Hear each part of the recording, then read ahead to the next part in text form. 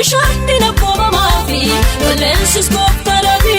hunduu ittiin ulfaatu karaa qabaa abbaanii karaa qabaa waamilmoo karaa qabaa Yesuus karaa qabaa waamilmoo karaa qabaa Yesuus karaa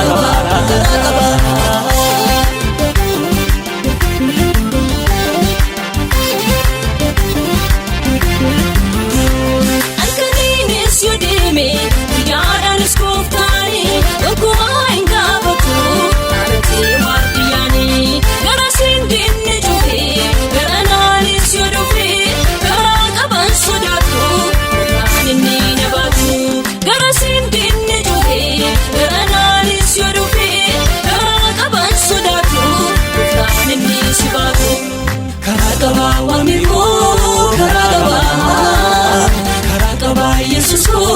karaa qabaa waamilmoo karaa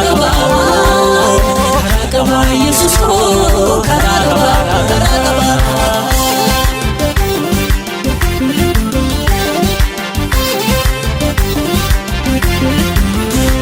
qilleensi jabaan yoo ka'e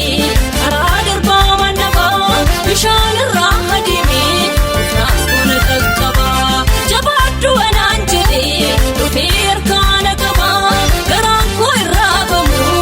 qaaba waaqa jabaa jabaadhu anaan jedhee dhufee harkaana qabaa garaan koo irraa bamu qaaba waaqa jabaa karaa qabaa waamilmoo karaa qabaa Yesus karaa qabaa waamilmoo karaa qabaa Yesus karaa qabaa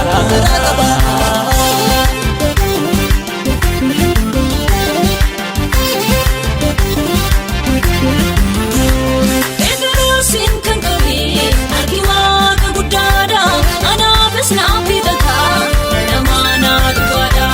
baroonni koo hundinuu harka isaa keessa jiru harkaana baafachuufi inni isaa michiru baroonni koo hundinuu harka isaa keessa jiru harkaana baafachuufi inni isaa michiru karaa qabaa waamilmoo karaa qabaa Yesus karaa qabaa waamilmoo karaa qabaa Yesus karaa qabaa